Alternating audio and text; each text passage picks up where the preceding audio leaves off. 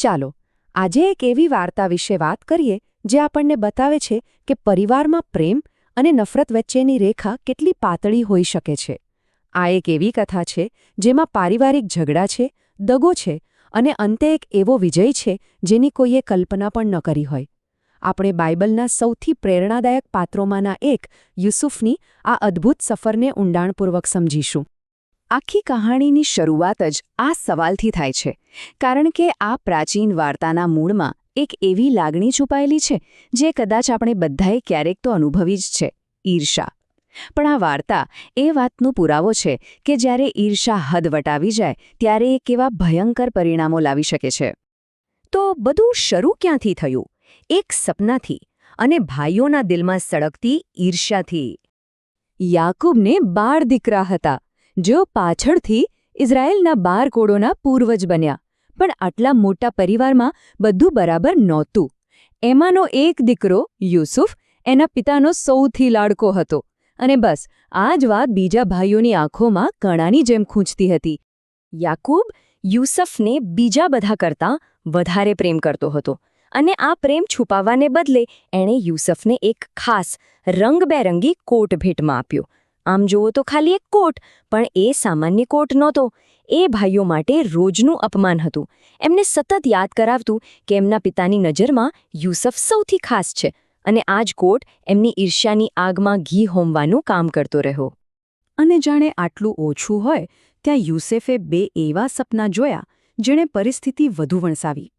પહેલા સપનામાં ખેતરમાં એના ભાઈઓના અનાજના પોળા એના પોળા સામે ઝૂકી રહ્યા હતા, અને બીજામાં તો સૂર્ય, ચંદ્ર અને 11 તારા એને પ્રણામ કરી રહ્યા હતા. જ્યારે યુસુફ આ વાત ભાઈઓને કહી ત્યારે એમની સહનશક્તિનો અંત આવી ગયો. એમને લાગ્યું કે યુસુફ પોતાને બધાથી શ્રેષ્ઠ માની રહ્યો છે. બસ આ પછી એમની નફરત બેકાબૂ બની ગઈ. હવે વાર્તા એક એવો વળાંક લે છે જ્યાં ઈર્ષ્યા એકદમ ક્રૂર બની જાય છે. એક દિવસ ભાઈઓને મોકો મળી ગયો. યુસુફ ખેતરમાં એકલો હતો, અને બસ વર્ષોથી દબાયેલી નફરત જ્વાળામુખીની જેમ ફાટી નીકળી. એમણે નક્કી કરી લીધું કે આજે યુસુફને કાયમ માટે રસ્તામાંથી હટાવી દેવો છે. એમના મનમાં જે હતું તે શબ્દોમાં બહાર આવ્યું: ચાલો આપણે એને મારી નાખીએ.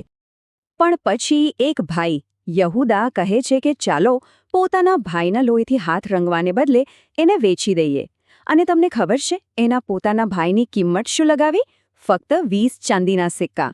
આ સોદો બતાવે છે કે એમની નજરમાં યુસુફના જીવનનું કોઈ જ મૂલ્ય નહોતું.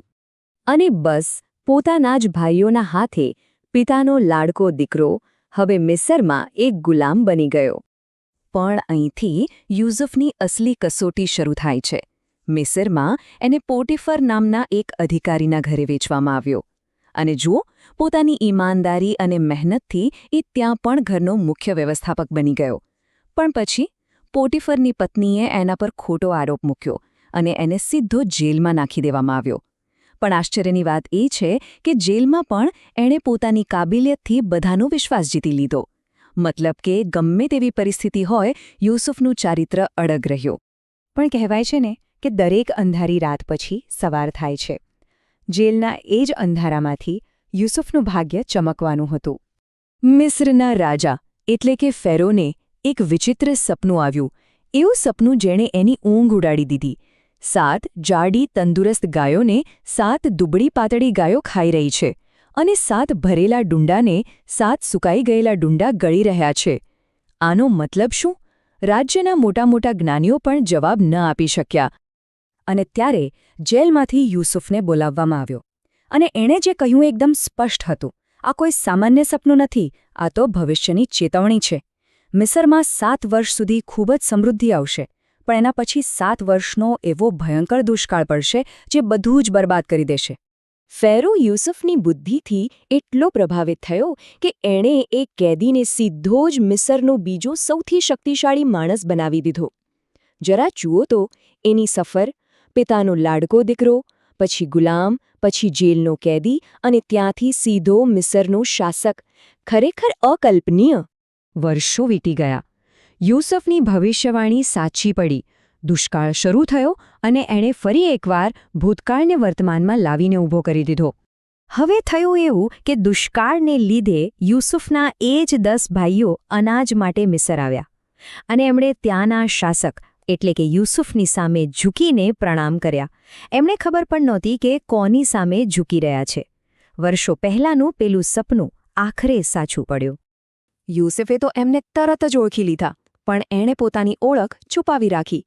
કેમ? કારણ કે એના મનમાં એક મોટો સવાલ હતો. શું આ એ જ ક્રૂર ભાઈઓ છે જેમણે મને વેચી દીધો હતો? શું આટલા વર્ષોમાં એ લોકો બદલાયા છે કે પછી હજી પણ એવા જ છે?